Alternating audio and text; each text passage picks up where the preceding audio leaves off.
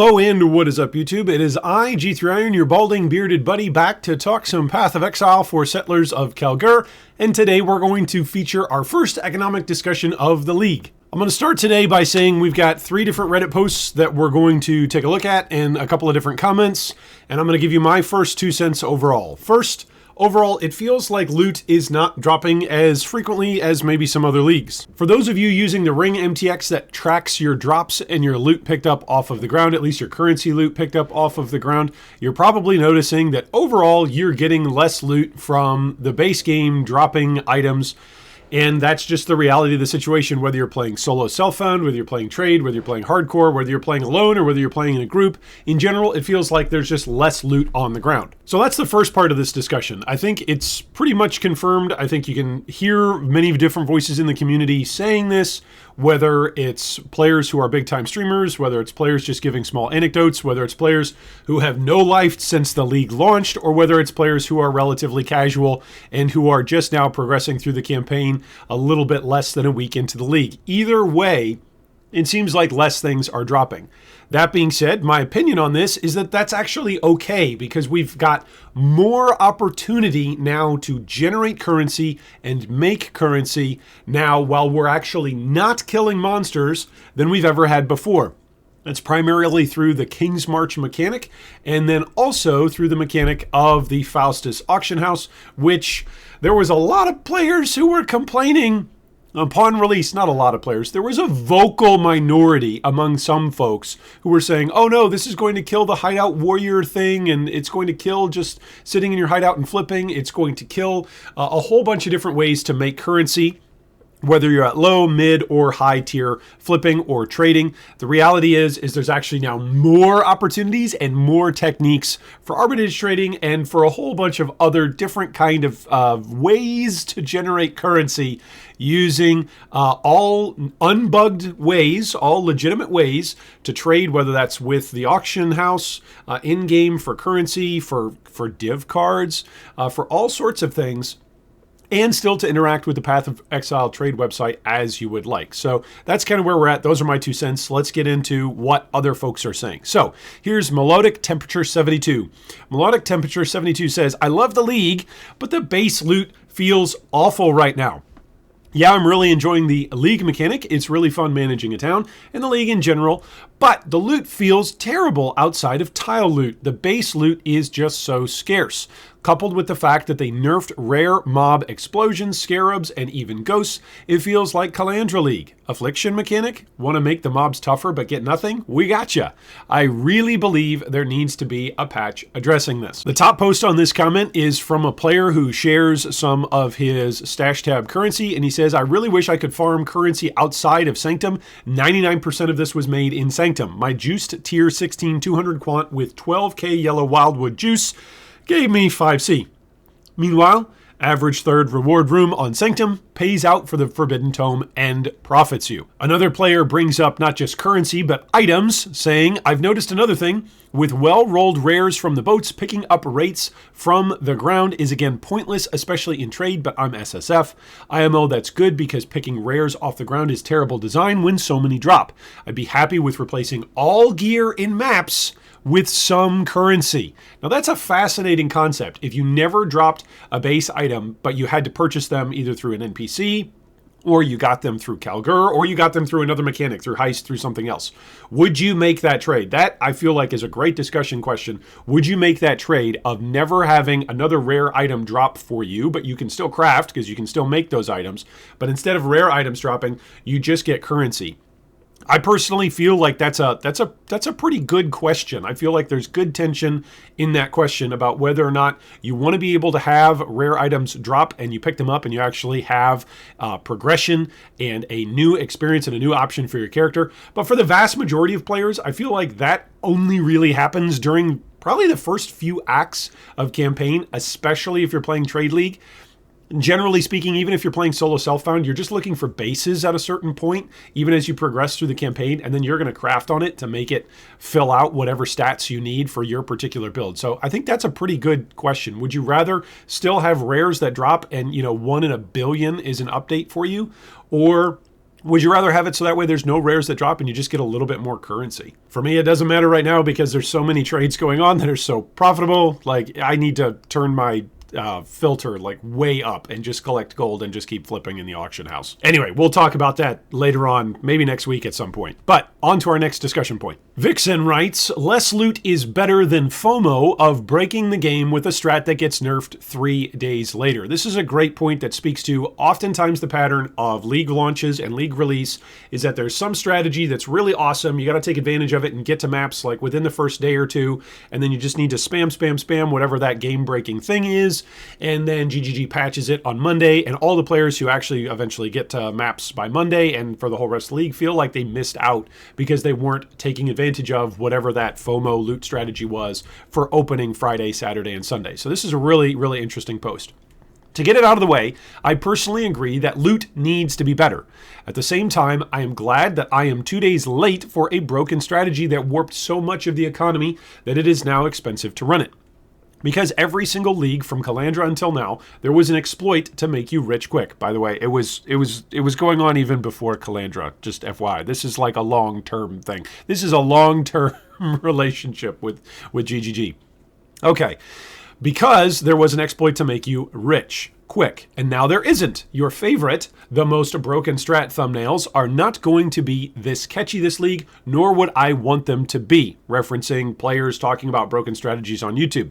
I'm glad that group play is nuked to the average single player experience, and I'm glad that there is no so broken strategy that everyone jumps to it until it becomes so expensive to run that it is no longer profitable. I think there's already a strategy that is going to emerge, at least with my own gameplay, that's going to be very, very strong. It's very, very simple. Gold is the threshold, or gold is the choke point for interacting with King's March and with the auction house. So if you're making items or currency through King's March, you need as much gold as possible. If you are playing the auction house, then you need as much gold as possible. So everything that gives you more monsters that can generate more gold, that's going to go up in price over the league as more players play with it. Okay, but anyway, continuing. Scarabs and general loot from maps need tuning, and I personally liked the big scarab currency explosion from Ghosts. However, I am not quitting the league just because I am not filthy rich in the first week of playing. I think GGG will address the loot, and I think they need to revert the change as it was advertised for the shipments. If there is a complaint of mine, that is that shipments are abysmal. I've had 2 shipments of relatively high value just come back with nothing. I've also had relatively low investment shipments come back with good bubblegum currency. So anyway, that's another topic for another day. Several comments underneath this particular post, and of course all of the posts that we referenced today are down below in the video description if you want to interact with them personally over on Reddit. So here's the top comment. Me as an Alcan Go enjoyer, well, everything looks the same to me. Someone else responding, yeah, if you Alcan Go and aim for multi-div items on your characters, but not 100 plus div builds as mid-term goals, then the game is actually really enjoyable. They can balance it better for sure, but the game is still incredibly fun for me at the moment. A third comment here, yeah, the game has never been more enjoyable for me. I'll invest on my league starters, craft some nice weapons, like at least all good mods, even if it's multi-modded. I'll min-max my Eldritch Implicits, buy Awaken Gems, maybe go for some expensive Unique, Watcher's Eye, Mage Blood, whatever. But past that, I really don't see a point in continuing. For many people, that's like early or mid-game goal. For me, it's pretty much my end goal. I either just quit for the league or make a new character. I think this is one of the things that's going to be fascinating to see about player retention here throughout Settlers of Kalguur, since so many players have come back and are playing PoE 1 for the first time in a long time. Hundreds of you, thousands of you who said, I will never play PoE until there's an auction house or until there's better quality of life improvement to the game. There's just quality of life galore over the last year. And with the currency exchange being like the last final straw that broke the camel's back. But in this case, it's like a positive thing. It's the last, I don't know, it's the last boost of strength to make the camel grow its second hump or whatever. I don't know. Fill in an analogy there. Players are coming back, flocking back, and that shows whether that's the Steam charts, whether that's YouTube views, whether that's Twitch viewers, whether that's interactions going down onto the subreddit. Like, players are playing Path of Exile at a rate that we have not seen for years. And that's really, really interesting to see, because that means there's going to be a whole bunch of players who don't just have some super niche strategy or some ability to take advantage of a FOMO strat and then make Giga Chad currency over the opening weekend. We're going to see a lot of players who come back with low to mid-tier kind of farming strategies and characters that they are feeling comfortable on or trying out. And if the game feels good for those players, that means that there's going to be a lot more players sticking around in the game longer term throughout the Settlers of Kalguur League. That means we're going to have hopefully a more engaged economy because there's going to be better items that are going to be produced, and there's going to be more people who are purchasing items that are not top tier but that are mid tier to fill out their characters. So it's going to be a really interesting economic league. The last post we're going to take a look at today is this one from Crimson Calm. They title the post "Map Loot is Horrible, Gave It Some Time," saying, playing SSF and not juicing super hard, but have finally ran enough maps to feel confident about giving feedback. Map loot drops are pretty horrendous right now. There's such a drastic difference between past leagues and the outcome of maps right now. I've been using rarity gear to hunt for a couple hundred maps, and it's pretty barren doing that.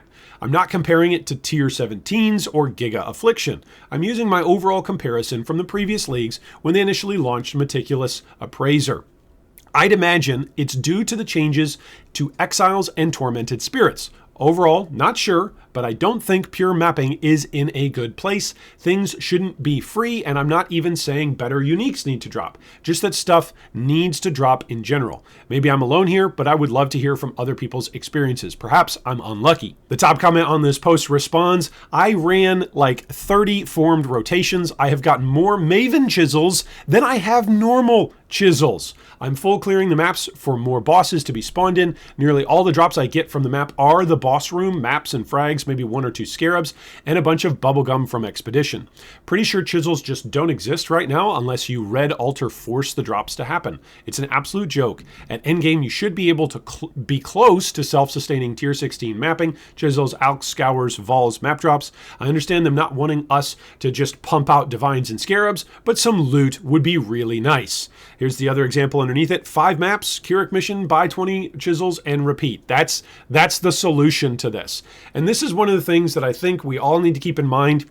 It's still the opening week. So let's keep giving feedback. Let's keep talking about what we're missing or what's lacking or what we think could use improvement. But overall, let's remember it's the opening week, and there are going to be people who figure out how to do things, whether it's sustain, whether it's drops, whether it's currency flips. There are going to be different ways that we as a whole community figure out together how to better improve our playing experience. The tools are generally there. Grinding Gear Games generally gives us the tools, and it's up to us as a community to figure it out. And I feel like with Settlers of Kalguur, there are so many tools available to be making currency, yes, even including in maps, but then also outside of maps while you're not even playing the game. So let's give it just a little bit more time. We're not even a week in. We've got more discussions here to come. We're going to do more build overviews, more build meta discussion, and more economic discussions throughout the upcoming league. But thanks so much for joining us today. I'd love to hear your thoughts down below in the comments. And as always, if you liked the video today and you'd like to be notified about future video discussions that are similar-ish to this one but have a slightly further receding hairline, then you can, of course, click like, subscribe, and ding the bell to be notified about those future balding discussions. And as I always say, I hope the 325 Settlers of Kalguur League is the league. A Mirror of Kalandra drops for you. Thanks for watching that video. If you'd like more information on any of our discussion points today, you can see them down below in the video description. If you'd also like to join our Discord or support our Patreon, you can do so with the links down below. Thanks again, and big shout out to all of our Patreon supporters.